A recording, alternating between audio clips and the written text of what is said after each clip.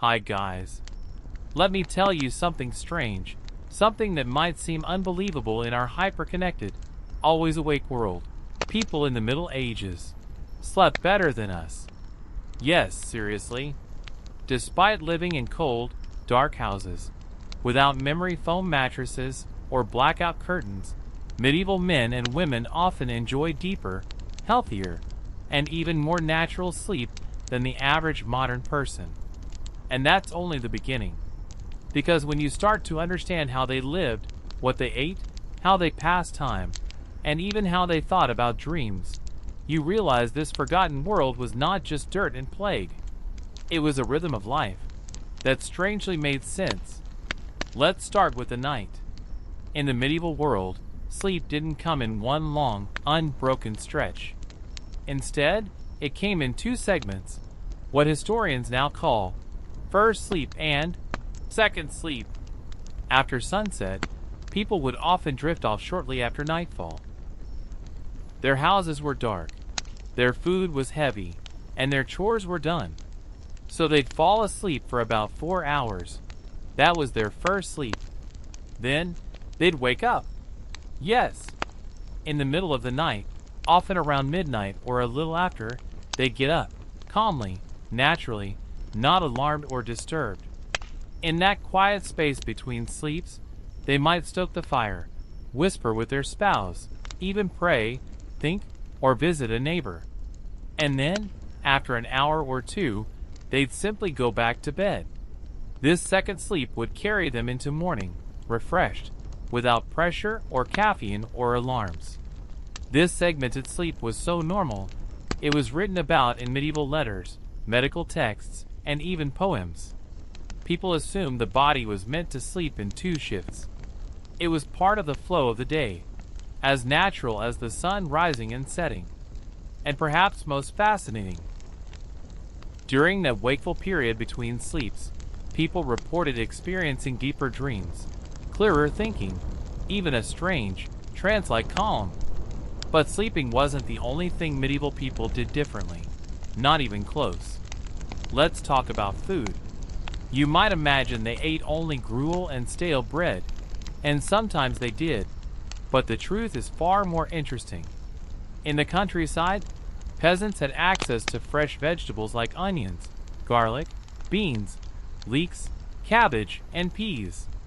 They grew herbs like parsley and dill, kept chickens for eggs, and gathered wild berries and mushrooms when the season allowed. And while meat was expensive, many families occasionally slaughtered a pig, smoked the meat, and stretched it through winter. In towns and cities, bakers worked early, long before dawn, baking crusty loaves from rye, wheat, or barley. The smell of bread filled the narrow streets. On market days, vendors sold salted herring, dried fruits, cheese wrapped in cloth, and even sweet pastries if you had a few extra coins. Wealthier households, nobles, priests, merchants, could afford roast goose, stews with saffron, imported spices like cinnamon and cloves, and honey-glazed tarts. They drank ale more often than water, since it was safer, and they flavored it with herbs like wormwood or juniper. And of course, wine flowed generously at the tables of the rich. But even in poor homes, meals were social rituals.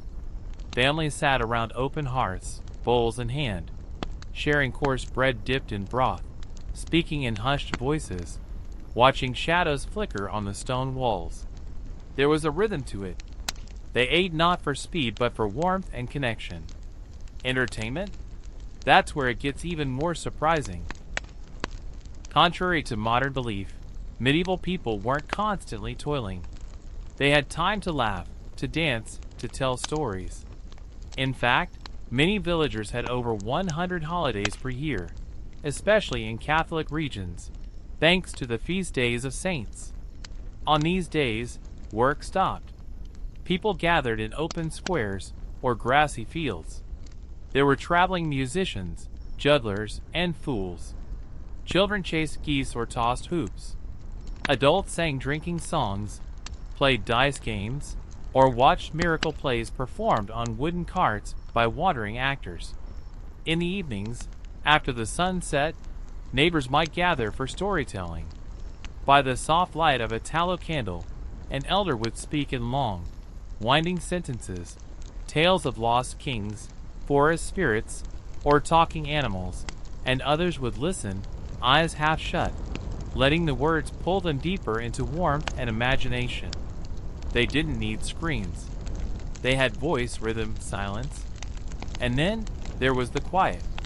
Not the buzzing silence of a city at 2 a.m., filled with electric hum and distant cars, but a true silence. A stillness that settled over thatched roofs, over fields heavy with dew, over stone churches and haylofts. A silence that wasn't empty, but full of sleep, of breath, of waiting for the next moment. That world is gone now. But if we listen closely, if we step away from the noise, we can hear it, just a little. A flicker of candlelight, the low sound of a lute, the gentle clatter of a wooden spoon in a bowl. And we've barely begun.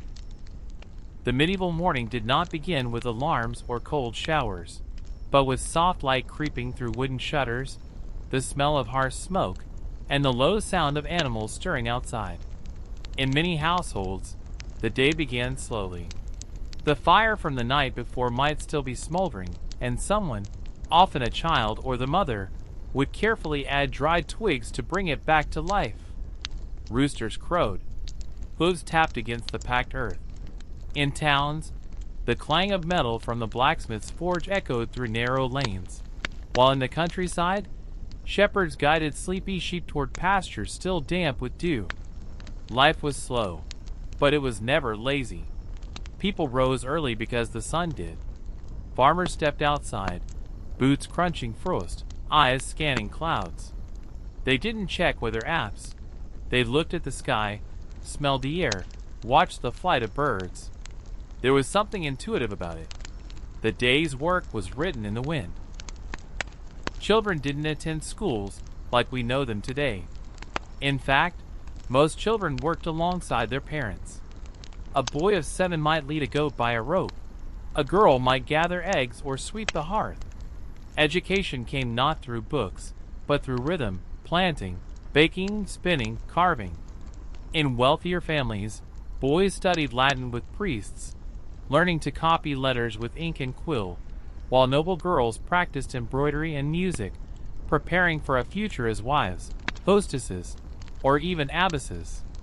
But no matter your status, your hands were busy. In the fields, men turned soil with wooden plows pulled by oxen.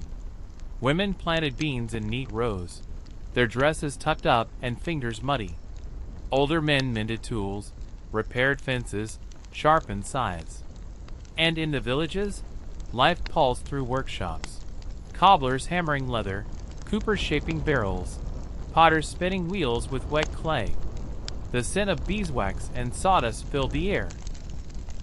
Inside the home, women spun wool into thread using drop spindles, or wove rough linen on large looms. Chickens clucked in corners. Cats slinked through doorways, chasing mice. Babies napped in cradles tied with rope to ceiling beams, gently swinging with each movement in the room. Meals weren't always grand, but they were deliberate. Breakfast, often called breaking the fast, might be as simple as a chunk of coarse bread dipped in hot ale, a bit of porridge with salt, or some leftover stew heated on the fire. But even this was eaten slowly, sometimes while standing, always with quiet attention. And what did people talk about in those slow hours before noon? Everything and nothing. The weather, the health of a neighbor, a dream from the night before, a cow's strange behavior, the fact that Brother Thomas had fallen asleep in church again. Their world was small, but rich with detail. Each hour, each sound, meant something. And as they worked, people sang. Yes, across medieval Europe, people sang constantly. Field songs, work songs, devotional hymns, playful chants. A woman kneading dough might hum a lullaby from her own childhood. A boy tending geese might whistle a tune passed down from his grandfather. Music wasn't performance. It was a way of thinking, of timing, of keeping pace with the day. And sometimes, it was a way to speak when no words could explain the heaviness in one's chest. For those lucky enough to live near a monastery or cathedral, the day was also filled with bells. These weren't just sounds, they were timekeepers, sacred echoes. Monks prayed 7 times a day, and bells rang for each service. Matins, lauds, prime, terce, sext, none, vespers, compline. Each bell carried over fields and valleys like a reminder. Life is short, eternity is long. Even peasants who couldn't read Latin understood that the tolling bells marked not just prayer, but rhythm, a pulse to match the beating of their own hearts. But life wasn't always quiet, of course. Markets brought chaos. On market days, the village square transformed. Merchants shouted over each other. Pigs squealed from wooden pens. Women argued over the price of salt. Children darted between carts chasing dogs or stealing apples. Minstrels played fiddles. Jugglers tossed flaming sticks. Bakers sold pastries filled with honey and dates, while apothecaries offered jars of ground herbs and mysterious powders wrapped in parchment. People gossiped, laughed, flirted, sometimes fought. It was loud, smelly, unpredictable, and deeply alive. By midday, people returned to their homes or fields for the main meal of the day. Usually a thick stew of barley or lentils, flavored with onions or herbs. Bread was always present, and often served as a trencher, a slice used as both plate and food. If luck allowed, there might be a bit of dried meat or cheese. Water was rarely trusted, so people drank ale, sometimes weak, sometimes strong, depending on the season and occasion. And after eating, something strange would happen. People paused. They didn't rush. They sat. They digested. Sometimes they napped, especially in hotter regions. Even work paused, because time wasn't a thing to be chased. It was something to be carried gently, like a candle flame, through the long hours of the day. And the sun had only just reached its peak. The afternoon in a medieval village unfolded like a long exhale, warm, wide, and deliberate. After the pause for food and rest, people returned to their tasks with a kind of quiet momentum. Not frantic, not rushed, just steady, like the swing of a scythe in tall grass or the creak of a spinning wheel turned slowly by hand. In the fields, labor resumed. The sun leaned westward, casting golden light over ridged furrows and grazing animals. Men hoisted tools over shoulders, walking slowly between rows of planted earth, checking sprouts, shifting rocks, watching for pests. Children gathered kindling or scattered seeds for chickens, their bare feet dusty from dry soil. Women, too, were everywhere, tending gardens, hanging linens, pulling water from the well. Water, especially, was never taken for granted. Fetching it was a daily ritual, sometimes a distant one. The village well might lie a 10-minute walk away, or half an hour. Some wells were communal and deep, with a pulley and bucket system. Others were simple springs marked by stones and surrounded by moss. Carrying water was a task of rhythm, not just strength, balancing sloshing wooden buckets on hips, switching arms, pausing beneath trees. People often went in pairs, not just for company, but for safety and stories. And those stories passed from mouth to mouth like seeds caught in the wind. Back in the workshops, hands moved steadily. The tanner scraped hides clean of flesh and soaked them in pits filled with water and crushed oak bark. The smell was strong, acidic, unforgettable. Nearby, the cooper shaped staves for barrels, fitting them together with metal bands and instinct. The blacksmith, bare-armed and soot-streaked, hammered iron into shape, nails, hinges, horseshoes, tools. Sparks leapt with every blow. The air in his shop shimmered with heat and purpose. Inside the home, women continued their own forms of craft. Needlework, dyeing yarn, stirring pots of broth that simmered for hours. Babies cried and were rocked. Elders sat near the hearth, their hands curled with age, their eyes half shut, sometimes sleeping, sometimes listening, always present. And in all these spaces, field, forge, kitchen, there was sound, but not the kind we know today. No cars, no electric buzz, no screens humming. Instead, there was the clatter of wooden wheels, the rhythmic thud of mallets, the hum of insects, the soft bleating of goats. There was the sound of people talking, not loud, not constant, but woven into the air like threads in linen. Some afternoons were holy. On feast days or saints' days, the village might gather at the church for a mass, led in Latin by a priest whose voice echoed off stone walls. Few understood the words, but all knew the rhythm, when to stand, when to kneel, when to whisper. Amen. Candles flickered in iron holders. Incense filled the air. Outside, bells rang not just to call, but to comfort, a sound that wrapped around the village like a cloak. Other afternoons were full of small adventures. Children climbed trees or played with wooden hoops. Boys whittled sticks into swords. Girls picked wildflowers or watched ants crawl through grass. Stories were told about hidden wells in the forest, or foxes that stole shoes in the night.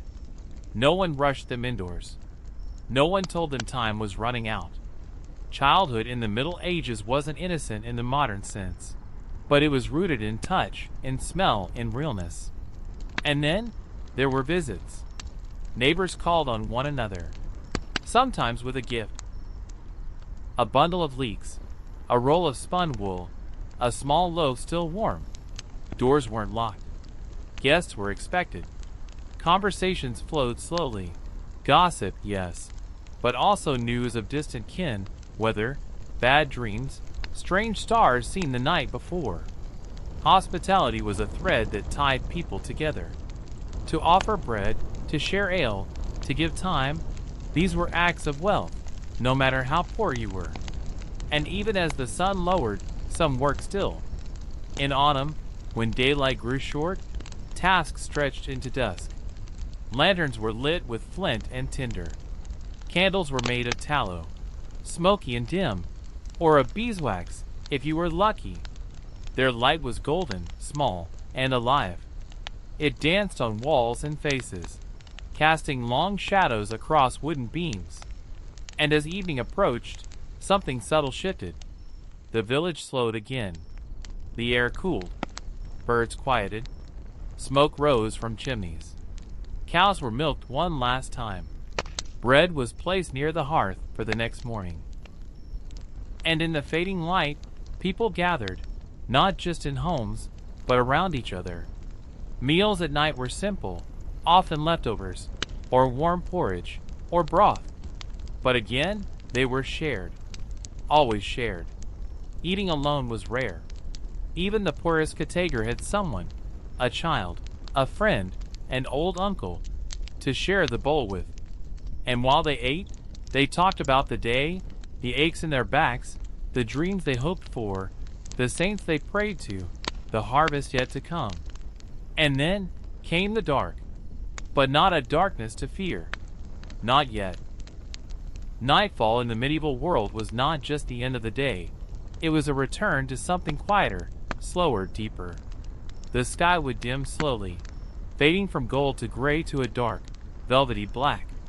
Without electric lights, the stars appeared in overwhelming numbers, sharp and bright. The moon cast long shadows across cobbled paths and thatched roofs, and owls called softly from distant trees. Inside the homes, preparations for sleep began in silence. No screens to shut off, no final emails to send. Just the soft hiss of the hearth as embers settled, the rustle of straw, the creak of beds being adjusted, cloaks folded, boots removed. Beds themselves varied, of course. In wealthier homes, A bed might be a wooden frame with ropes stretched beneath a mattress filled with feathers or straw. Curtains were sometimes hung to block drafts, and furs were layered to trap warmth. But in humbler cottages, the bed was often no more than a thick pile of hay covered with linen, pushed into a corner. Children might sleep together on benches or beside the fire, wrapped in woolen blankets. Even animals sometimes shared the space: dogs, cats, chickens, not just for companionship, but for warmth. Before sleeping, people often prayed. A short prayer, murmured in Latin or the local tongue, thanking God for safety, asking for protection, and remembering the dead. Some whispered the names of saints. Others simply closed their eyes and breathed, letting the darkness cradle them. And then came the first sleep. It would begin early, not long after the sun was gone. In the quiet, in the warmth of shared bodies, people would drift off. There was no shame in going to bed early. It wasn't laziness. It was nature. The body, without artificial light, responded to the dark with calmness. It obeyed the seasons. In winter, sleep came sooner and stayed longer. In summer, it was shorter but just as deep. And somewhere in the middle of the night, something magical happened. They woke. Not with panic or stress, but with ease. The first sleep would end, and people would rise into a peaceful, liminal space, that strange moment between dreams and wakefulness. This time had many uses. Some prayed more deeply. Others reflected, journaled, or watched the stars. Couples often spoke during this time. Not rushed conversations, but soft, intimate talk. Secrets were shared, worries voiced. Sometimes they made love, not as escape, but as rhythm, a shared heartbeat in the night. And then, slowly, they would drift into the second sleep. That second sleep was quieter, heavier, deeper. No movement, no thought, just warmth and darkness and stillness. The body folded into itself. The mind wandered without effort. And in that deep place, dreams arrived. Strange dreams. Vivid ones. Dreams of flying, of saints, of talking animals, of distant lands. Dreams that left behind a taste in the mouth, or a feeling in the chest, long after waking. But not every night was peaceful. Storms swept through villages. Wind rattled shutters. Rain soaked thatch. Thunder rolled across hills like drums. Wolves howled from forests. Fires sometimes broke out, and bells would ring to rouse neighbors. Sickness visited without warning. A child might cough in the night and never wake. And still, the village endured. Life went on. Because the people of that world understood something we've mostly forgotten. The night is not an enemy. It is a teacher, a healer, a place to retreat and be remade. And when morning came again, not from alarm, but from light seeping through cracks in the wood, from birds calling, from the lowing of cattle, the day would begin anew. Not with dread, but with motion. The same, and yet entirely different. But life wasn't all routine. It had seasons, surprises, celebrations. The medieval calendar wasn't ruled by months and workdays like ours, but by festivals and feast days, by planting cycles, harvests, and saints. And one of the most anticipated times of year, no matter how poor or tired you were, was the approach of a village fair. Let me tell you about it. The village fair was not just a market, it was an explosion of sound, color, and possibility in a world that otherwise moved in slow, quiet patterns. For weeks beforehand, people would whisper about it. Children counted days by scratching marks on wooden walls. Women saved scraps of cloth for new head coverings. Men repaired carts, oiled wheels, sharpened knives. Because the fair was not ordinary. It was a break in the rhythm. It was something close to magic. Fairs usually coincided with feast days of saints or the changing of seasons, especially after harvest. When the fields had been cleared, the grain stored, and the air turned crisp, people gathered to celebrate. But it wasn't just the locals. Traders came from other villages, other towns, sometimes even distant regions. They brought with them strange dialects, unfamiliar goods, new songs. The night before the fair, anticipation hung in the air like smoke. Families cleaned their homes. Bread was baked in extra batches.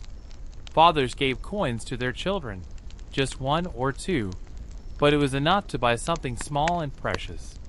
Mothers combed their daughters' hair, tying it with colored ribbons. And though clothes were simple, they were worn with pride. A patched tunic, if clean and neat, was enough.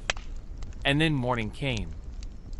From the first light, the streets changed. Carts rolled in carrying bolts of fabric, salted fish, smoked meat, dried herbs, carved spoons, clay pots, candles, and combs. Tents were raised, bright with stripes of red and yellow. Merchants shouted their wares. Minstrels tuned instruments. The smell of roasted meat, of sweet pastries fried in fat, of ale and apples and leather filled the air. People came by foot, on horses, in carts. Bells rang. Dogs barked. Laughter broke through the usual silence. And what a sight it was! In one corner of the fair, a juggler tossed wooden pins high above his head, catching them with impossible ease. Children gasped. In another space, a man swallowed fire, real flame, vanishing into his throat, and then belched smoke, laughing through blackened teeth. Nearby, a puppet show played on a makeshift stage. A knight and a dragon, a princess and a fool, their voices high and strange. Crowds leaned in, smiling. There were games of chance, too. Dice rolled on overturned barrels. Coins changed hands quickly.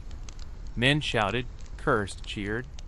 A wheel spun with colored segments, promising fortune or failure.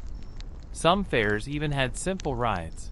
Wooden platforms swung in circles by ropes, children clutching tightly, eyes wide.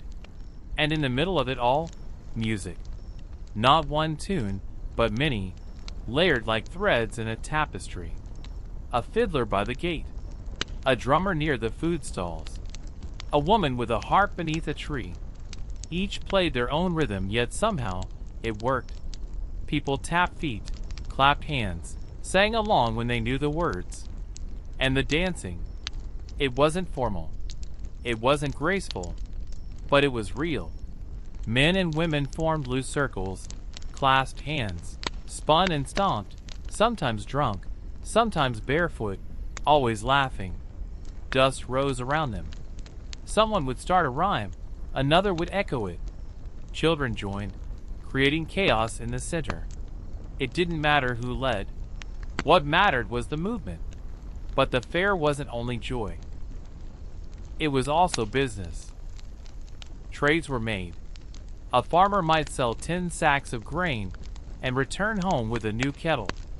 A young woman might trade a basket of eggs for a pair of leather shoes. A priest might buy a new bell for the chapel. And sometimes, strangers arrived, quiet ones, selling spices no one could name, showing fabrics that shimmered like water, whispering rumors of faraway wars or lands where the sun never set. And as the day wore on, the fair became something else, a stage for hopes. A young man might try to catch the eye of a merchant's daughter. A widow might laugh again for the first time in months. Children lost in the crowd would find new friends. Stories were born there, small ones, big ones, the kind that lived longer than the people who told them. As the sun began to lower, the fair softened. Music slowed. Merchants packed their wares. Coins were counted. Lost items were searched for. Drunk men leaned on each other. Children fell asleep in mothers' arms. The air cooled. And then, one by one, the tents came down. Wheels turned. The last songs were sung. And just like that, it was over. But its echo lingered. For days, villagers would speak of what they'd seen, what they'd bought, what they'd heard. A fair, after all, was not just a day of noise. It was a reminder that the world was wider than the village, that joy could arrive suddenly, that magic was still possible. And the ordinary days that followed? They didn't feel quite so ordinary anymore. Not every celebration in the medieval world was a fair. Some were quieter, closer to the bone. They came not from merchants and music, but from life itself, from its turning points, its seasons, its sacred rhythms. Birth, marriage, death, planting and harvest, the rise of spring, the cold of winter. And at the center of many of these moments stood the village, gathered, watching, remembering. Weddings were among the most important. A medieval wedding was not always the grand affair we imagine. No towering cakes or sparkling gowns, but it was always meaningful. In small villages, the ceremony might begin with a walk. The bride, dressed in her best tunic, perhaps white, though not always, would be led through the village by her family. Flowers braided into her hair, a ribbon tied around her waist. Neighbors watched from doorways, some smiling, others whispering predictions. The groom waited near the church or at a family home. He might carry a small gift, a ring, a carved comb, a coin pressed into the bride's palm. The priest would speak the words in Latin, solemn and slow, even if no one fully understood them. Vows were simple, promises made with eyes open, hands joined, a blessing whispered over them. But after the solemnity, there was celebration. Tables were laid with whatever food could be spared: roasted chickens, lentil stew, hard cheese, apples, honey cakes if someone had a generous hand. Ale flowed, music played, and for a night, the village allowed itself to loosen. People danced in circles, older couples moving slowly, younger ones laughing wildly.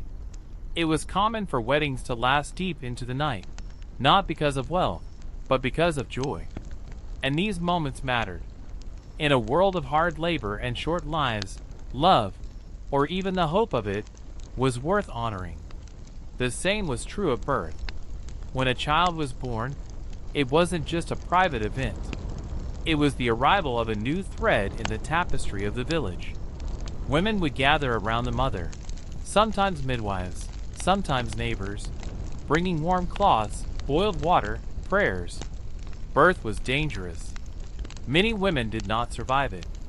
Many children did not take their first breath. But when they did, when a cry pierced the cottage air, the village breathed with them.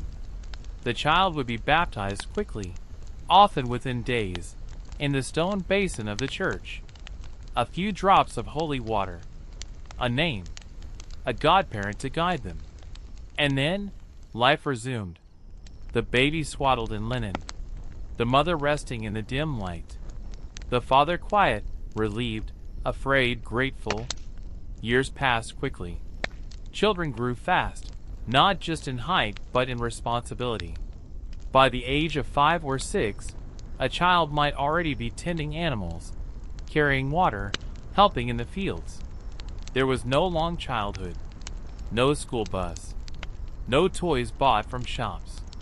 But there was still play: stick swords, mud pies, secret paths through the woods, whispered games about witches and spirits and saints. Imagination filled in where luxury could not.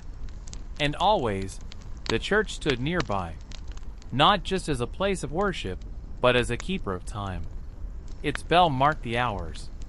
Its priest recorded births, marriages, deaths. It was where sins were confessed, blessings were given, and psalms rose into the rafters. It was cold in winter, damp in spring, but people came, because faith wasn't just belief. It was structure. It was comfort. And then, there were the funerals. When someone died, the village changed. Time slowed. A candle was placed in the window. Bells tolled low and long. Neighbors brought food, said prayers, offered silence. The body was washed with care, dressed in linen, laid on a wooden board. People came to touch the hand, to whisper goodbye. Children watched, quietly. No one was hidden from death. It was part of the rhythm. The burial might happen the next day. A hole dug in sacred ground. The priest reading psalms. Earth falling with a soft thud. And then, the return. Back to daily life. But something was always different afterward. A chair empty. A voice missing. A story unfinished. Yet even in grief, there was community. No one mourned alone. Meals were shared. Songs were sung. The departed were remembered not only with tears, but with stories told around fires, with small gestures, a flower left at the door, a candle lit once a year. In this way, the dead never truly left. They lingered in corners, in dreams, in the way the wind moved through the trees.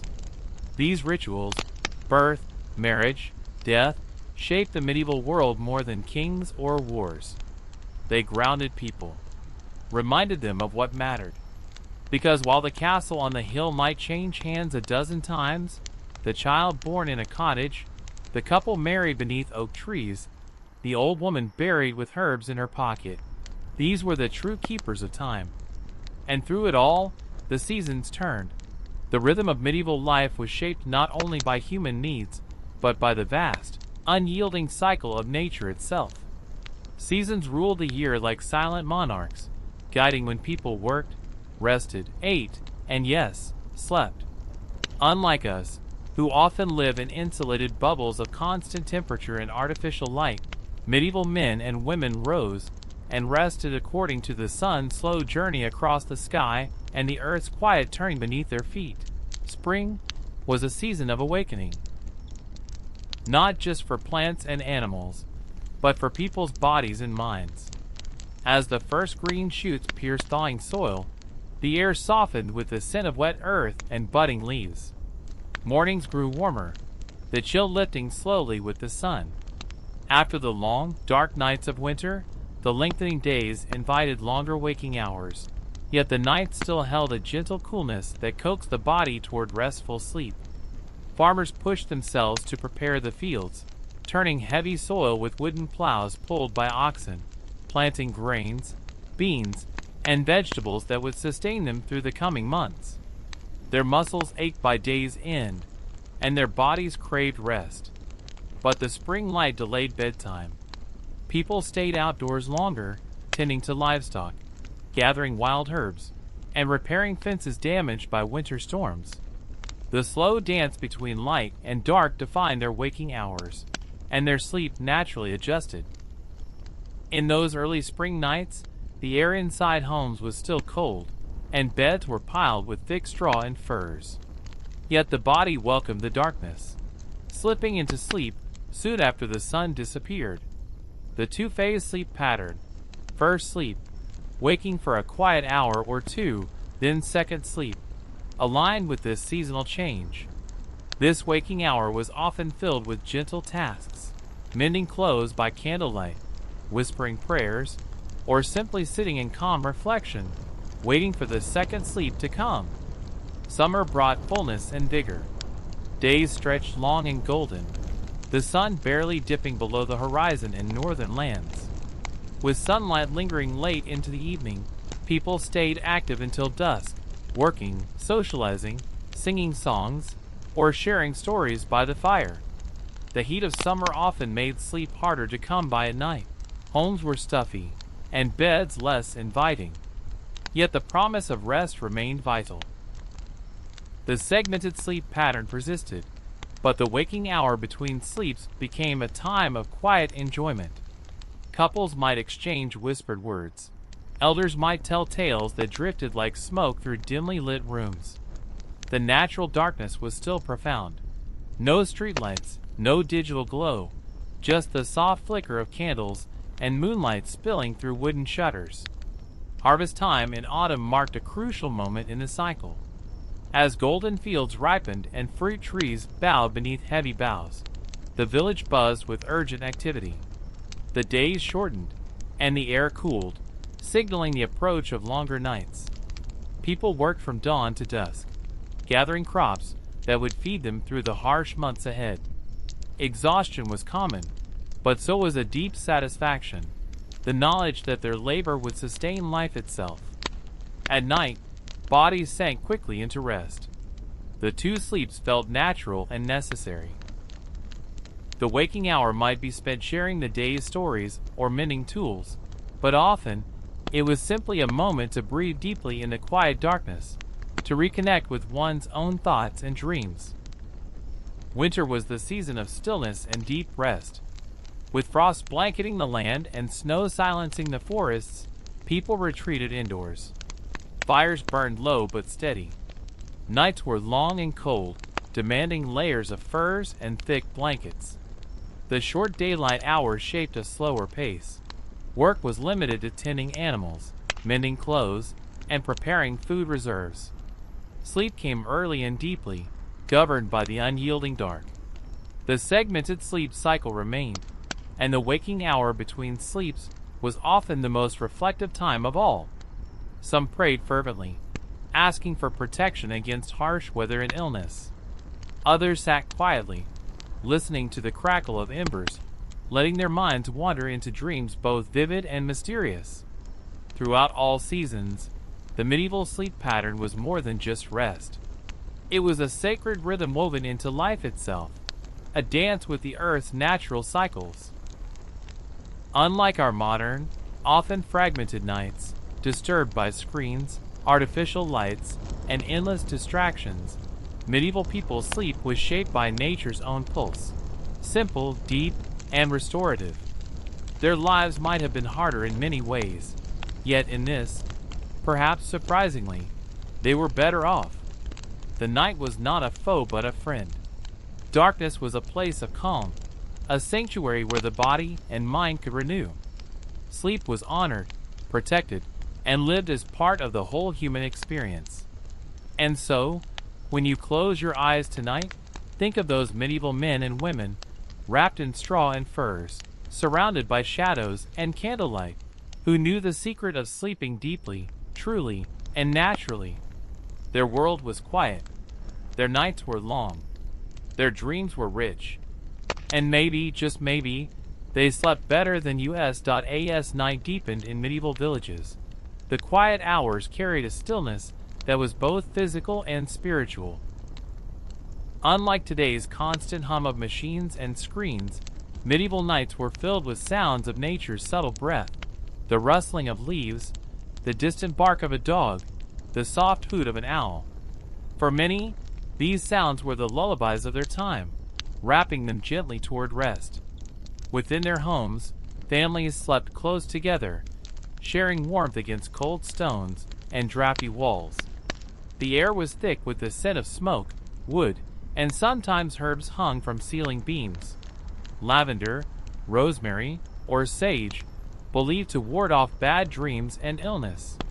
This subtle scent mingled with the straw and wool of their bedding, creating a sensory cocoon that invited sleep. During the waking hour between first and second sleep, people rarely spoke loudly. Instead, whispers filled the dark rooms. Husbands and wives exchanged quiet words, sharing worries or small joys. Some reached for a book of prayers or a rosary, tracing fingers over worn beads in meditative silence.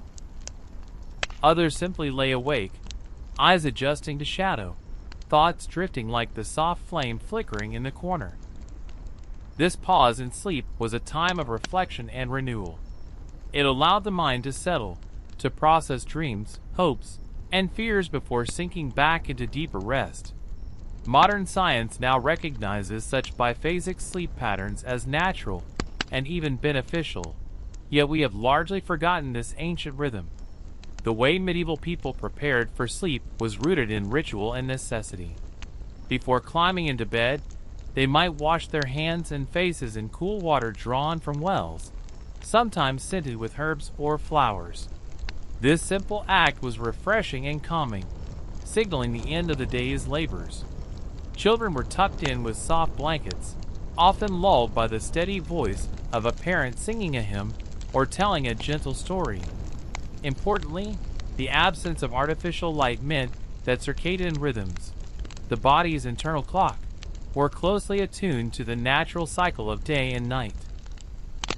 People rose with the sun and rested with the darkness, allowing their bodies to regenerate in harmony with the environment. This deep connection to nature was a kind of medicine, protecting them from the exhaustion and insomnia that plague so many today. And yet, medieval nights were not always peaceful. Fear of the dark lingered in many minds, fueled by stories of spirits, witches, and demons that might wander the night. To guard against such dangers, people placed iron tools near beds or hung protective charms on walls. Fires were kept burning as long as possible, their glow a shield against unknown terrors. Yet, even in this wary atmosphere, sleep prevailed, calm and steady, a refuge from the worries of the waking world. The sharing of beds and the closeness of families also offered emotional comfort. In times of illness or loss, the presence of loved ones during the night was a balm to the soul. Children, too young to understand fully, felt the safety of warmth and touch, growing into adults who honored sleep as a sacred part of life. As dawn approached, the world outside slowly brightened. Birds began their songs. Smoke rose from chimneys. The cool night air gave way to the first soft rays of sun filtering through window cracks. Medieval people awoke naturally, stirred by light and sound rather than alarms. Their bodies rested and ready to greet another day shaped by rhythm, work, and community. This way of life, a balance between light and dark, labor and rest, may seem distant now. Yet, within its quiet depths lies a timeless lesson, that sleep is not a mere pause, but a vital, living part of human existence. That darkness can be gentle, that our bodies remember how to heal when we let them. Perhaps, by looking back to those long, shadowed nights, we can learn to sleep better ourselves, more deeply, more peacefully, more naturally, just as the people of the Middle Ages did. The medieval home itself played a crucial role in the quality of sleep, shaping rhythms long before modern comforts appeared. Houses were simple structures, often timber-framed, with walls of wattle and daub or stone, crafted to shelter from rain, wind, and cold. Inside, the hearth was the heart, providing warmth and light, a center around which families gathered, ate, and eventually prepared for rest. Sleeping quarters were rarely separate rooms. Instead, spaces served multiple purposes. At night, the great hall or main room transformed into a shared sanctuary. Straw-filled mattresses or rush-strewn floors were laid out. Thick woolen blankets, sometimes lined with fur, offered insulation. The cool, damp air was offset by bodies pressed close together, family members, and often animals, seeking mutual warmth against the chill. This closeness was not just practical, it was emotional. To fall asleep surrounded by loved ones provided a profound sense of safety and belonging. The touch of a child's hand, the warmth of a spouse's breath, the gentle rhythm of a mother's heartbeat, all formed a natural lullaby stronger than any song. Furthermore, the natural materials of the bed and bedding allowed the body to breathe.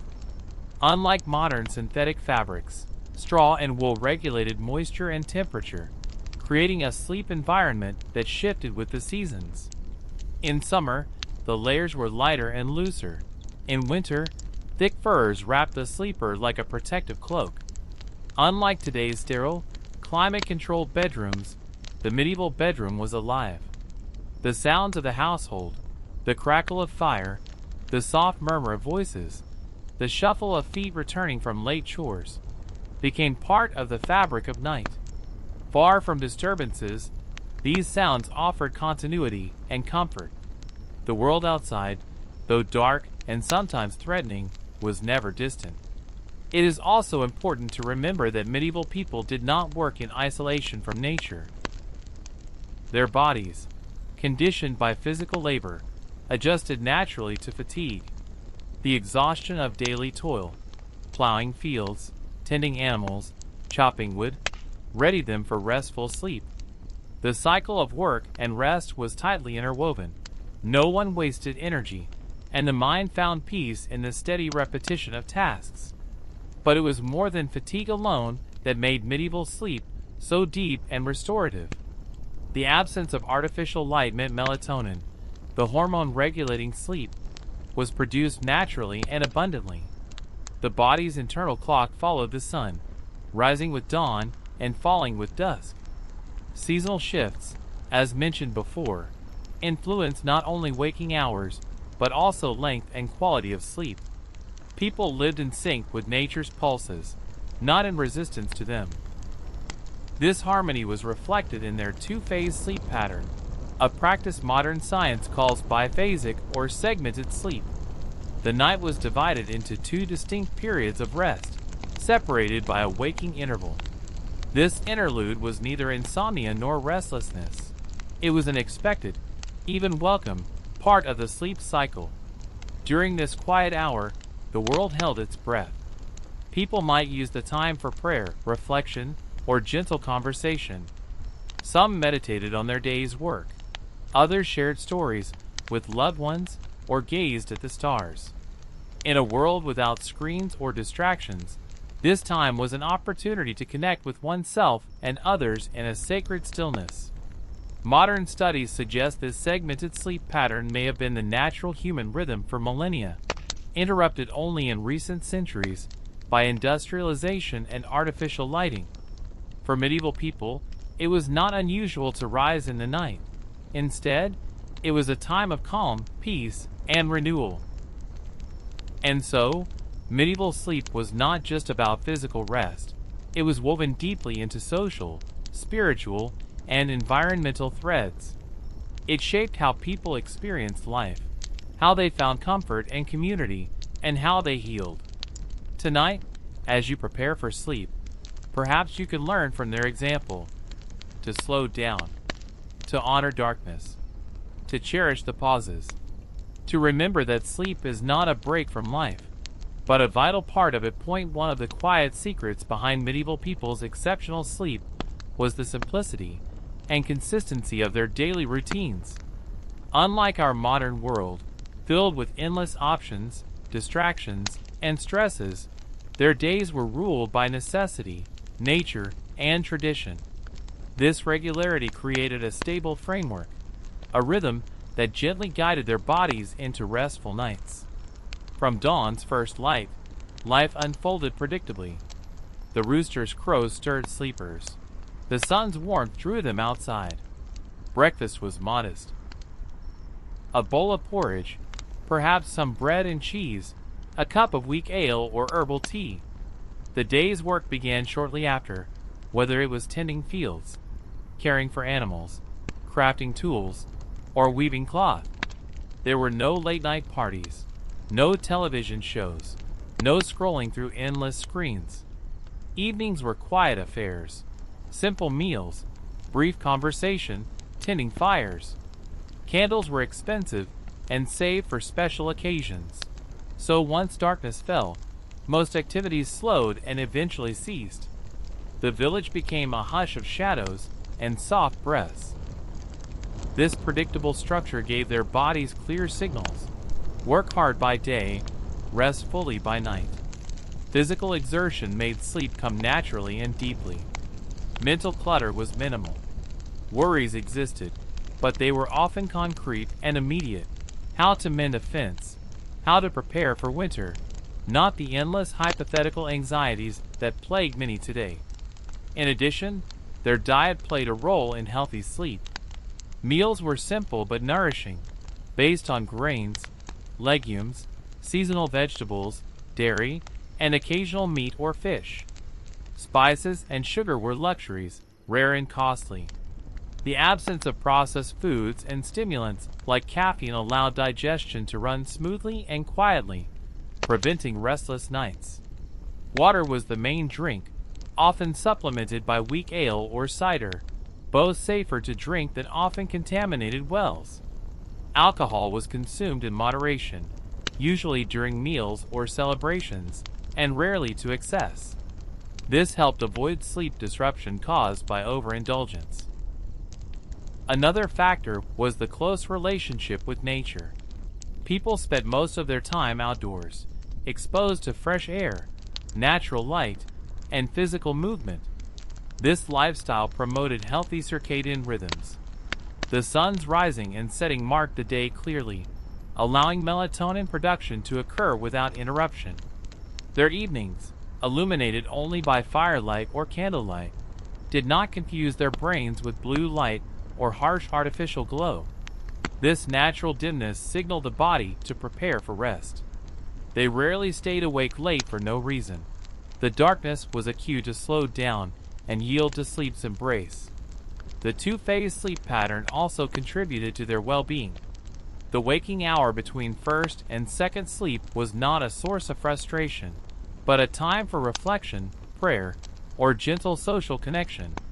This pause allowed the mind to process the day's events, to release tension, and to ready itself for a second, deeper rest. Importantly, medieval people honored sleep as a necessity, not a luxury. Laziness was frowned upon, but sufficient rest was understood as vital for survival and productivity. Illness or exhaustion demanded more sleep, and the community accepted that. All these factors, regular work, natural diet, exposure to sunlight, lack of artificial light, social closeness, and the biphasic sleep cycle, combined to create conditions ideal for healthy sleep. In contrast, our modern habits often disrupt these conditions. Irregular schedules, artificial lighting, processed foods, and constant stimulation can confuse the body's natural rhythms. Sleep becomes fragmented, shallow, and insufficient. The medieval world, with all its hardships and simplicity, offers a quiet lesson. When life aligns with nature, the body sleeps deeply and fully. Perhaps by understanding these rhythms, by embracing stillness and darkness, by simplifying our own days, we might reclaim some of the restorative sleep that medieval people experienced, sleep that nourished body, mind, and spirit alike. The closeness of medieval communities also shaped the quality of sleep in unexpected ways. In villages, homes were built near each other, often sharing walls or clustered around a common green. This proximity created a constant, comforting hum of life, a sense of belonging that soothed restless minds. Nighttime was rarely a lonely experience. Even as individuals slipped into their two phases of sleep, the village as a whole maintained a rhythm, a shared heartbeat. The faint creaks of doors, the soft breathing of neighbors, the distant bark of a dog, all were threads in the fabric of nocturnal life. This presence, even in silence, reassured those who lay awake during the waking hour. Unlike the isolating silence of modern nights, medieval darkness was communal. This collective quiet offered safety and comfort. It reminded people that they were part of a living, breathing community that extended beyond the walls of their homes.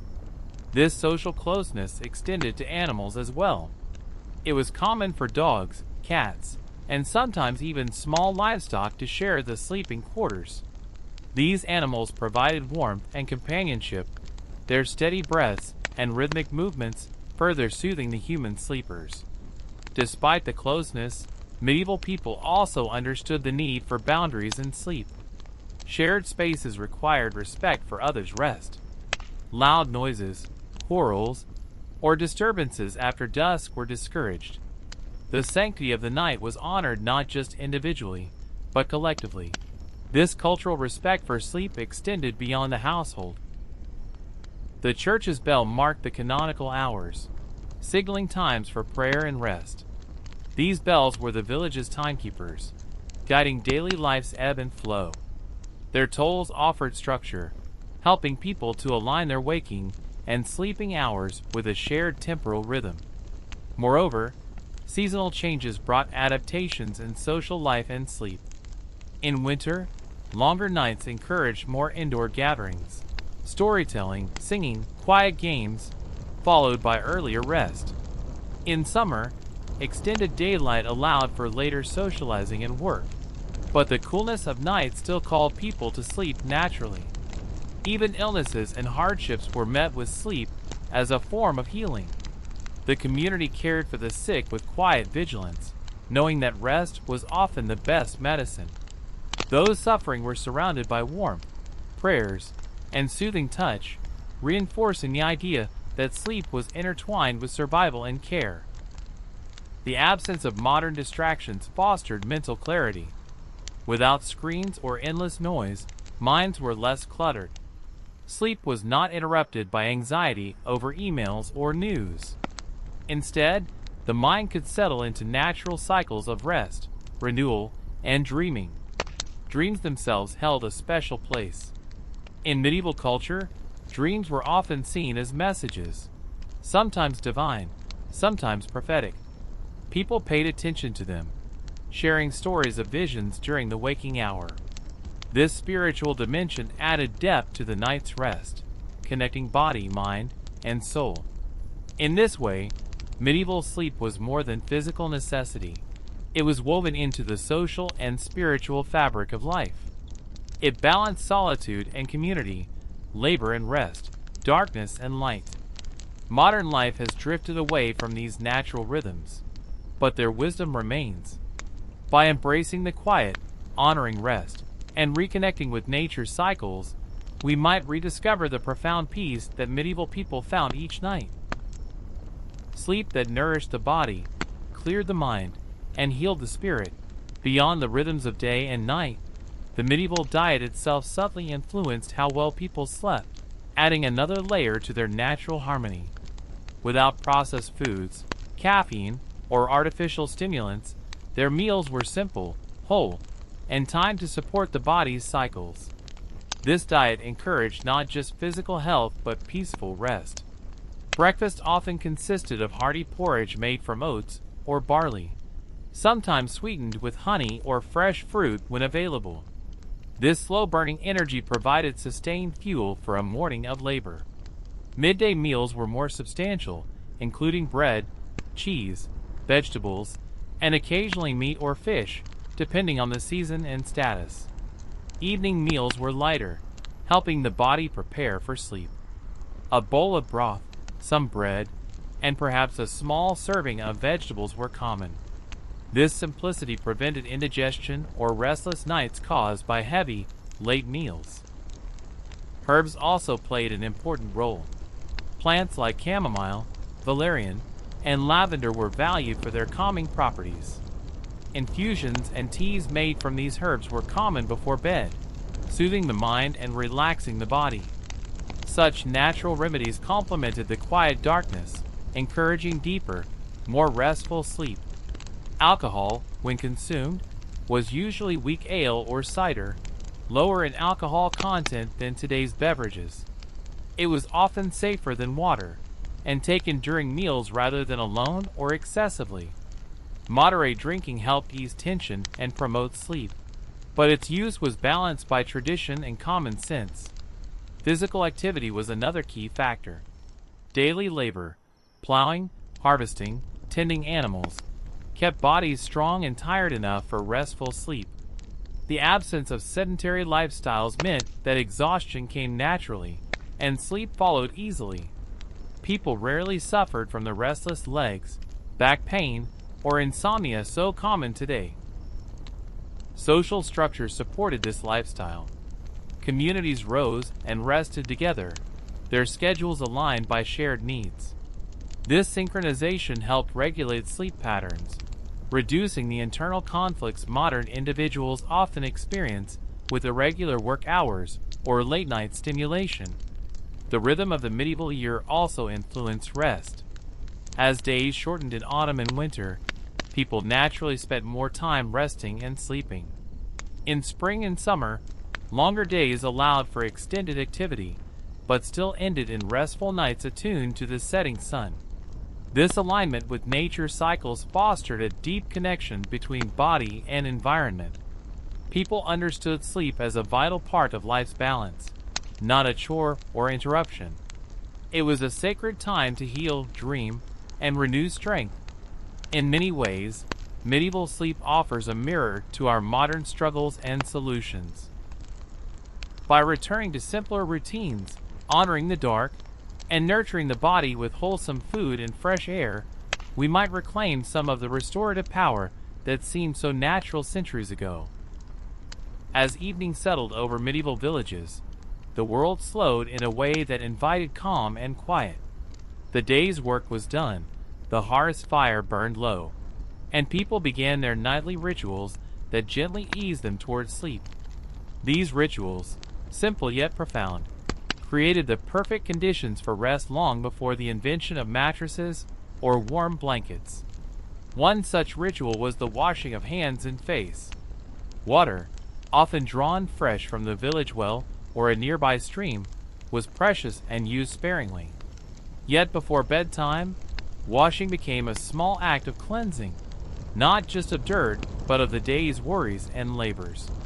Sometimes herbs like lavender or rosemary were added to the water, their fragrances calming the senses and signaling that the day was truly ending. Families gathered around the hearth to share quiet moments. Children listened to stories told by parents or elders, tales of saints, heroes, and the mysteries of the natural world. These stories, told in low voices, soothed restless minds and connected young and old through shared tradition and imagination. Candles or rushlights were lit to provide soft, flickering illumination. These lights were muted compared to modern lamps, casting dancing shadows on wooden walls and thatched ceilings. The gentle glow created a sense of intimacy and safety, a comforting contrast to the vast darkness beyond. Many households had small chapbooks or prayer books. Before sleep, prayers were often recited, sometimes in Latin, sometimes in the local tongue, asking for protection through the night.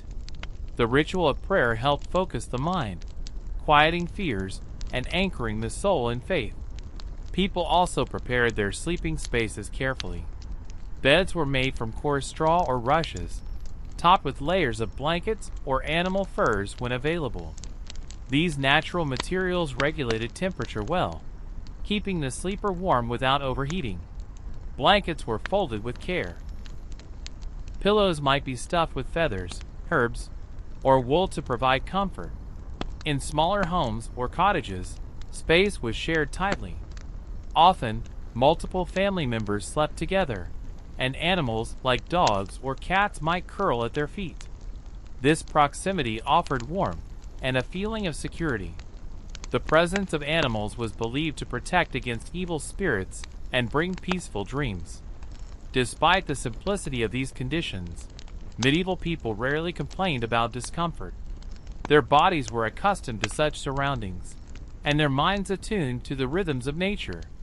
The cold stone walls and drafty windows were offset by the hearth's heat and the company of loved ones.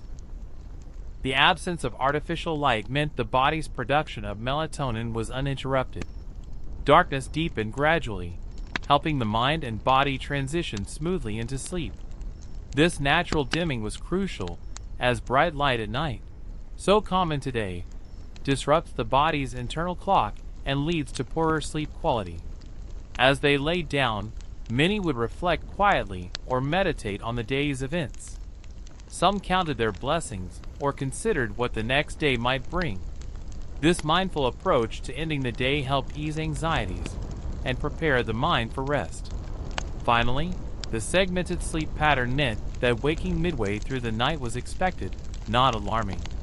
This waking period was often a time for prayer, reflection, or quiet conversation with a loved one. It was a natural pause, a chance to recalibrate before the second, deeper phase of sleep. All these practices, ritual washing, storytelling, prayer, careful bedding, and communal closeness, combined to create a sacred space for sleep. The medieval night was a sanctuary, a place to renew strength and spirit in harmony with the world's ancient cycles. The medieval environment itself, both inside and outside the home, shaped how people experience night and sleep in profound ways. Unlike today's insulated, climate-controlled spaces, medieval houses were porous. Their walls, windows, and doors allowed the sounds, smells, and even the rhythms of nature to enter freely, weaving the world outside into the fabric of nightly rest. In winter, the cold was relentless. Stone walls and wooden beams could not fully block the chill that crept beneath doors or through cracks in plaster. Yet people adapted with layers of clothing, thick wool blankets, and the warmth of body heat shared among family members. Fires burned low but steady, their glow flickering against walls and casting long shadows. The scent of smoke mingled with the earthiness of straw mattresses and the musky aroma of worn furs. These smells became familiar comforts, signaling safety in home. The crackling of logs, the occasional pop of burning resin, became a natural soundtrack that soothed the senses and invited sleep. Even in the quietest moments, the world beyond was never truly silent. The hoot of an owl, the rustle of leaves, the distant howl of a wolf reminded sleepers of their place within the vast wilderness. This connection to nature, though sometimes unsettling, also fostered a deep sense of belonging, a recognition that humans were part of a greater whole. In summer, homes grew warm, and the air thick with the scent of herbs drying on beams. Lavender, thyme, and sage, believed not only to bring pleasant aromas, but to ward off disease and bad dreams. Open windows and doorways let in soft breezes, carrying the mingled smells of wildflowers, hay, and freshly turned soil. Nighttime insects sang their quiet choruses. Crickets chirped rhythmic patterns. Moths brushed softly against curtains or walls. These natural sounds, unfamiliar to many modern ears, wove into the ambient tapestry of the night, marking the passage of time. Medieval people's senses were finely tuned to these environmental cues. The gradual cooling of the night air signaled the body to prepare for rest. The dimming light from fire or candle indicated the approaching end of activity. Even the change in smells, from cooking to cool earth, helped the mind transition from wakefulness to sleep. This sensory immersion fostered a holistic experience of night that modern technology often dulls. Today, insulated walls, artificial lighting, and noise pollution isolate us from nature's rhythms, disrupting our sleep. In medieval times, such immersion was unavoidable and beneficial. The body's internal clock stayed aligned with natural light and temperature cycles, enabling restorative sleep and balanced energy. Furthermore, the closeness of animals, both wild and domestic, added texture to the night. Chickens settled in coops, dogs guarded homes, cats hunted mice. Their movements, breaths, and occasional calls became part of the nocturnal environment. People shared their homes with these creatures, not out of necessity alone, but because of a deep interdependence. Animals provided warmth, protection, and companionship. Their presence was a reminder of the interconnectedness of life and the cycles that governed it. All these elements, the scents, sounds, temperatures, and relationships, created a rich sensory environment that prepared the mind and body for sleep. In this way, medieval nights were not empty voids but vibrant, living spaces. Their darkness held stories, rhythms, and connections that modern life often overlooks. Perhaps by reclaiming a deeper awareness of our environment, by honoring natural sounds and scents, and by embracing darkness without fear, we too can rediscover the restorative power of sleep that medieval people lived by, sleep that healed, renewed, and connected them to the world around. Beyond the home and the natural environment, the architecture of medieval villages and towns influenced how people experienced sleep. Unlike sprawling modern cities filled with concrete and noise, medieval settlements were small, tightly knit communities where life moved at a slower, more deliberate pace. Villages were often clustered around a church or a market square, with houses built close together. This proximity fostered a sense of security and community. The murmur of neighbors, the soft sounds of footsteps on dirt paths, and the distant tolling of church bells formed a comforting backdrop for sleep. Narrow streets, often unpaved and winding, kept loud traffic away from homes. There were no cars, no trucks, no blaring horns. Instead, the occasional horse-drawn cart or the clatter of wooden wheels moved slowly, respecting the rhythms of daily life. At night, a natural quiet settled over these settlements. The absence of electric light meant windows were shuttered or covered with cloth to keep out cold and prying eyes. This darkness protected privacy and encouraged restful sleep. People slept early, following the sun setting, and rose with its return. The lack of artificial lighting made staying awake after dark impractical, guiding communities to live by natural rhythms rather than arbitrary schedules. This adherence to nature's timetable helped regulate internal clocks. People rarely suffered from the circadian disruptions that plague modern society, where screens, shift work, and endless stimulation confuse the body's signals. In towns, sounds of nightly activity were limited to gentle murmurs, the occasional bark of a dog, or the distant cry of a night watchman. These sounds, rather than disturbing sleep, reinforced a shared sense of safety and belonging.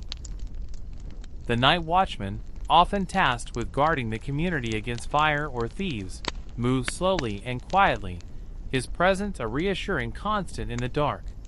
In larger towns, inns provided shelter for travelers, but even these were simple, communal spaces. Beds were shared or close together. Firelight flickered on rough wooden walls. Travelers and locals alike followed similar sleep patterns, guided by the quiet and darkness. Despite their simplicity, these living conditions fostered a remarkable balance of rest and activity. The natural pace of life allowed bodies to recover fully each night, with little interference from artificial elements that disrupt sleep today. Even festivals and markets, lively during the day, quieted well before nightfall. People returned home to rest, knowing the next day would bring more work, more challenges, and the continuation of life's steady cycle.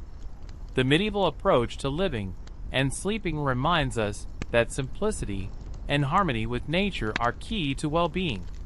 It teaches us that rest is not an afterthought but a vital part of life's rhythm, an integral chapter in the story of human survival and happiness.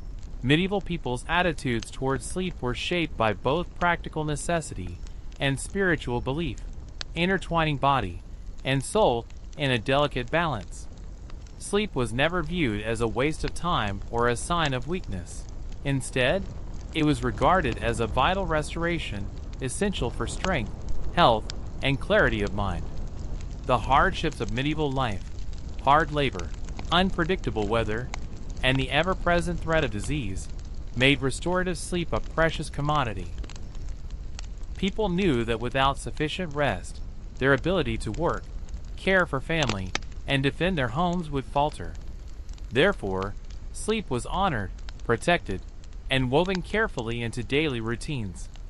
Religious teachings reinforced this respect for rest. The Church acknowledged the body's needs, encouraging periods of prayerful rest and reflection. Monastic communities, in particular, exemplified structured sleep patterns, dividing the night into watches punctuated by prayer and meditation. This rhythm of rest and spiritual renewal influenced the wider culture. Furthermore, medieval medical texts often emphasized the importance of sleep for health. Physicians recommended regular sleep, avoiding excesses of food or drink that might disturb rest. They recognized that sleep helped balance the humors, the bodily fluids thought to govern physical and mental health, and was crucial for healing. Despite the reverence for sleep, life's demands sometimes interfered. Seasonal workloads, unexpected illness, or travel could shorten or disrupt sleep. Yet even then, people adapted with short naps during the day or by resting as soon as possible. The community supported those in need, understanding that sleep was linked to survival. Sleep was also entwined with the mysteries of dreams and the supernatural.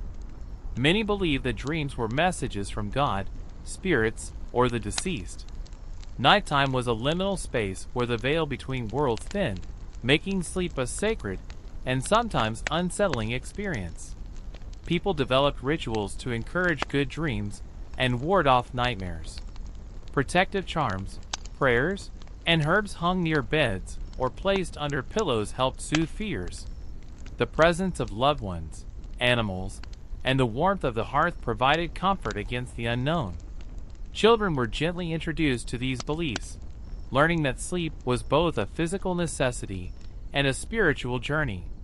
Parents soothed their fears with stories and lullabies, easing the transition to night's rest. Moreover, medieval culture accepted the segmented sleep pattern as natural. The waking period between first and second sleep was a time for quiet reflection, prayer, or household tasks. This pause was not viewed as a problem, but as a gift, a chance to reconnect with oneself and one's community. This understanding contrasts sharply with modern views, where interrupted sleep is often seen as disorder or insomnia. The medieval perspective invites a gentler approach to rest, embracing its rhythms rather than fighting them. In this way, sleep was a thread weaving together physical health, mental calm, spiritual well-being, and social connection. It was a practice rooted in the body's needs and the culture's wisdom, a fundamental part of life's balance. By reflecting on these attitudes, we might find new ways to honor our own need for rest, to see sleep not as an obstacle, but as a sacred and natural rhythm, a return to the harmony that medieval people knew well. While nighttime was predominantly a time of rest and renewal in the medieval world, it was also punctuated by gentle activities that shaped the flow of sleep and waking hours. The hour between first and second sleep was often a moment of quiet intimacy and purpose, an integral part of the nightly cycle that modern life has largely forgotten. During this waking interval, families might light a small candle or tend the fire, extending a soft glow into the darkness. This subtle illumination allowed for practical tasks like mending clothes, preparing herbs, or finishing simple chores that could not wait until dawn. The flickering light was never harsh or bright enough to disturb the mind's descent into rest, but just enough to offer clarity. Couples often used this time for whispered conversation, sharing concerns, hopes, or plans for the coming days.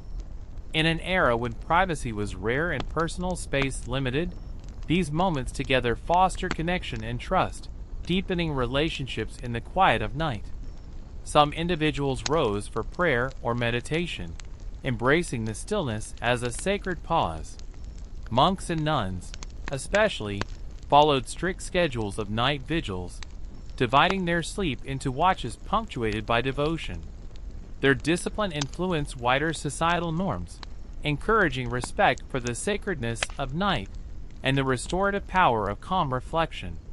Children, too, experienced this waking period differently than we might expect. Some were soothed back to sleep by gentle lullabies or the soft touch of a parent's hand. Others, naturally waking, might lie quietly listening to the sounds of the house or the natural world outside, the rustle of leaves, the call of a night bird, or the distant bark of a dog. This time was never wasted or filled with restless worry. Instead, it was embraced as a natural rhythm, a chance to slowly and gently re-enter the realm of sleep. People knew the importance of not forcing wakefulness or rushing back to bed, but allowing the mind to rest and reset at its own pace. The social fabric of medieval life extended even into these hours. Villages were small and close-knit, and people trusted their neighbors deeply.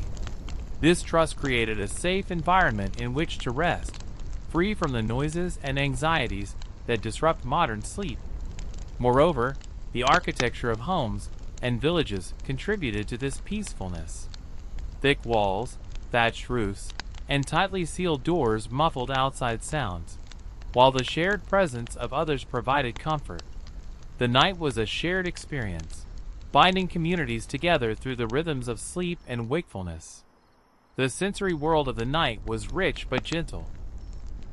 The scent of drying herbs, the crackle of the hearth, the softness of wool blankets, and the coolness of evening air all combined to create a space where the body could surrender to rest.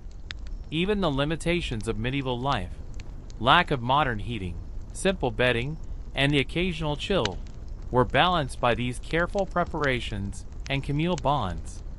The mind and body adapted to their surroundings, learning to find peace within them. In this way, medieval people crafted nights that were not only about physical rest but about connection, reflection, and renewal. Their approach invites us to reconsider our own relationship with nighttime, to slow down, to find comfort in stillness, and to honor the natural rhythms that guide us toward true rest.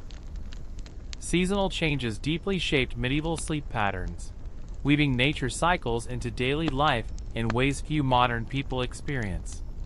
As the year turned, the length of days and nights shifted, influencing when people rose, how long they rested, and how they prepared for sleep. In the bright months of spring and summer, long daylight hours invited extended activity.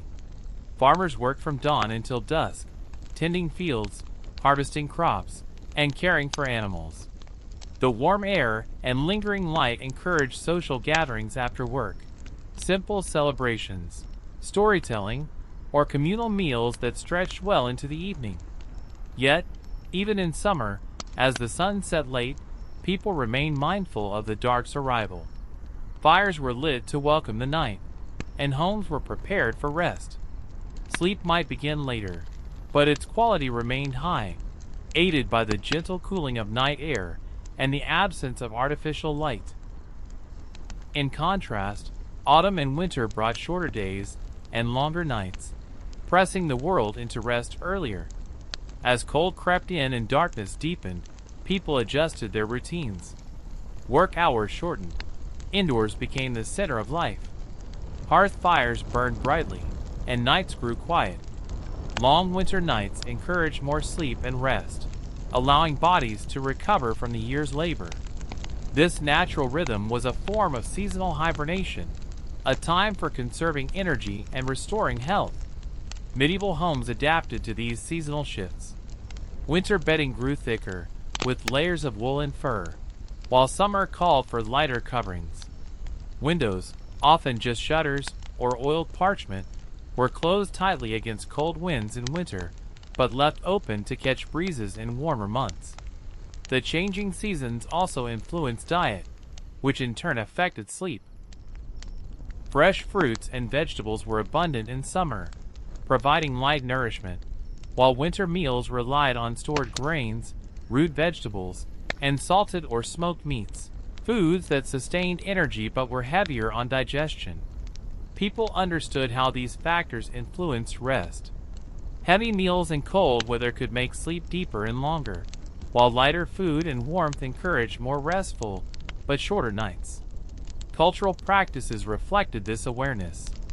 Festivals and holy days marked seasonal transitions, often celebrated with feasting and rest. After such gatherings, people rested deeply, embracing the pause in work and the invitation to renewal. The interplay between light and dark, warmth and cold, activity and rest created a dynamic balance. Medieval people lived in harmony with these cycles, respecting nature's signals and adapting their lives accordingly. This seasonal wisdom ensured that sleep was not a fixed schedule, but a fluid, responsive practice, one that honored the body's needs in each moment. For modern readers, this can offer a valuable lesson.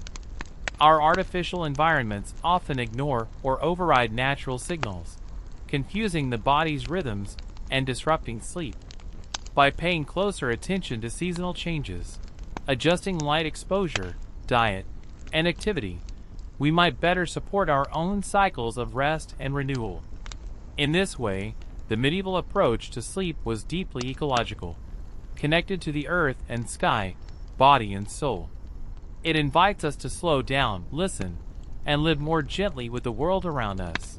Medieval nights were not only times for rest but also moments when communities cared deeply for the vulnerable among them. Illness, childbirth, and injury were common realities, and sleep took on a healing dimension that extended beyond mere rest. Families gathered around the bedside of the sick or elderly, providing warmth, comfort, and watchful presence. The soft murmurs of prayer, the gentle touch of a hand, and the steady rhythm of breathing offered solace in the dark. Rest was both a physical necessity and an emotional balm. Herbal remedies, steeped in ancient knowledge, were used to ease ailments and promote sleep. Chamomile, valerian root, and lavender were brewed into teas or placed under pillows to soothe restless minds. These natural medicines worked alongside the quiet of night to calm body and soul. Midwives and healers often stayed awake through the night, tending mothers in labor or caring for the ill. Their vigilance was a vital part of the community's survival, and their knowledge of sleep's importance guided their care. Sleep itself was viewed as a form of medicine, an essential ingredient in the process of healing. Medieval physicians advised patients to seek rest, sometimes prescribing naps or extended bed rest, recognizing that the body's repair mechanisms were most active during sleep. The home environment supported these needs. Warmth from the hearth, soft bedding, and a quiet atmosphere created a sanctuary for recovery. Family members adapted routines to accommodate those who required more sleep or interrupted rest. Even the presence of animals had a comforting effect. Dogs lay nearby as silent guardians, their steady breathing and warmth reassuring the sick. Cats, believed to ward off evil spirits, added a layer of spiritual protection. The communal nature of medieval life ensured that care did not fall solely on individuals. Neighbors and relatives contributed support, understanding that health and rest were shared concerns. This holistic approach to sleep and healing contrasts with modern tendencies to isolate illness and undervalue rest. Medieval people saw rest as intertwined with daily life, spirituality, and community. Their nights were times of both solitude and connection, a balance that nurtured physical health and emotional resilience. The darkness of night, often feared today, was embraced as a sacred space where healing could unfold. It offered a pause from the hardships of the day and a chance for renewal. Through these practices, medieval people cultivated a relationship with sleep that was compassionate and wise. They honored its power to restore, protect, and sustain life. In our own time, remembering this perspective may help us approach rest with greater respect and care, recognizing that sleep is not merely a necessity, but a vital act of self-preservation and love. Dreams in the medieval world carried profound meaning, weaving sleep into the tapestry of spirituality, prophecy, and personal insight. Unlike modern views that often dismiss dreams as random or trivial, medieval people believed dreams were messages from beyond, a bridge between the waking world and the divine or supernatural. People approached sleep with reverence, aware that the veil between realities was thinnest in the darkness. The dreams that visited them could offer guidance, warnings, or glimpses of the future. To ignore dreams was to miss vital wisdom. Many kept dream journals, or shared their nocturnal visions with family and clergy. Stories of angelic visits, encounters with saints, or warnings of danger were common and taken seriously.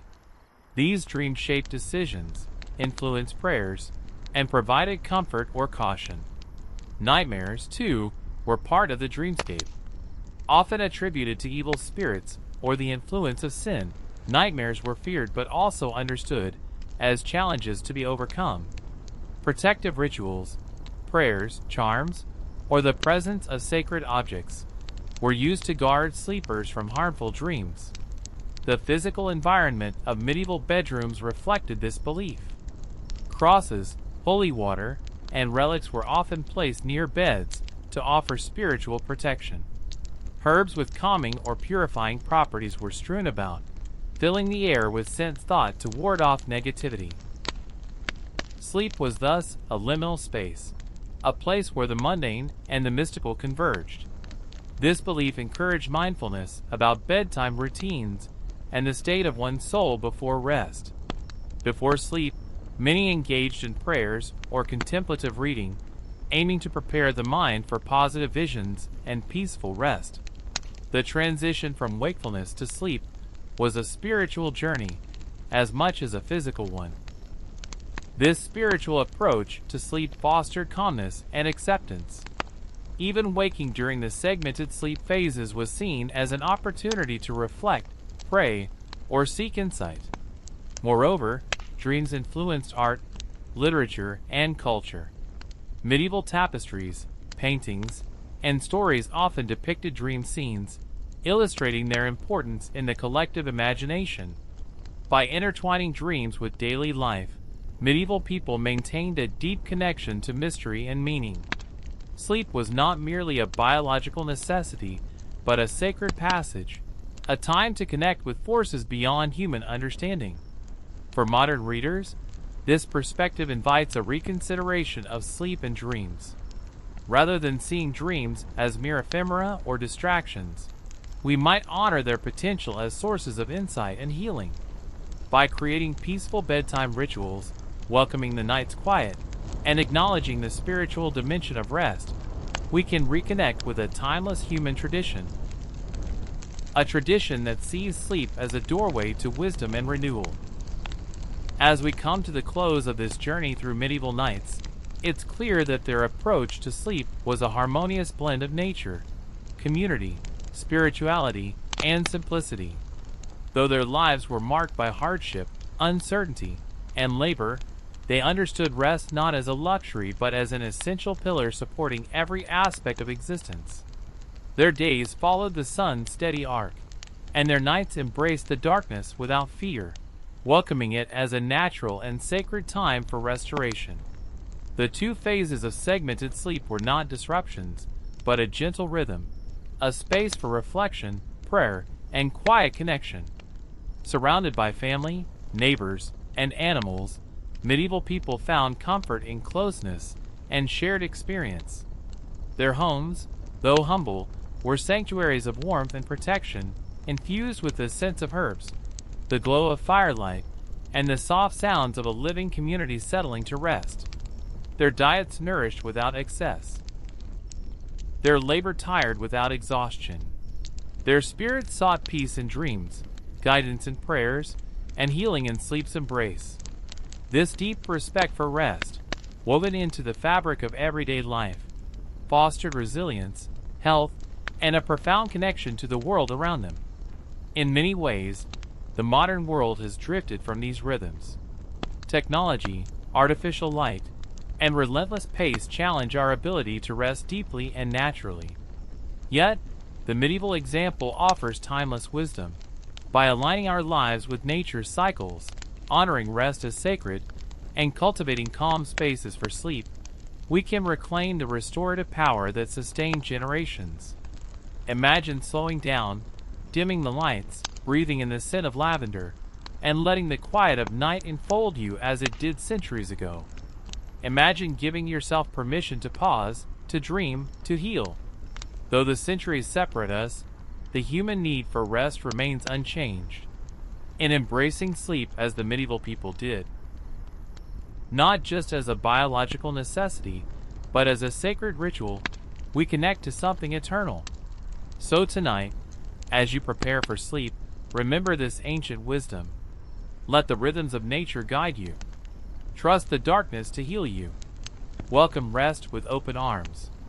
Sleep well, and may your dreams carry you gently into the dawn.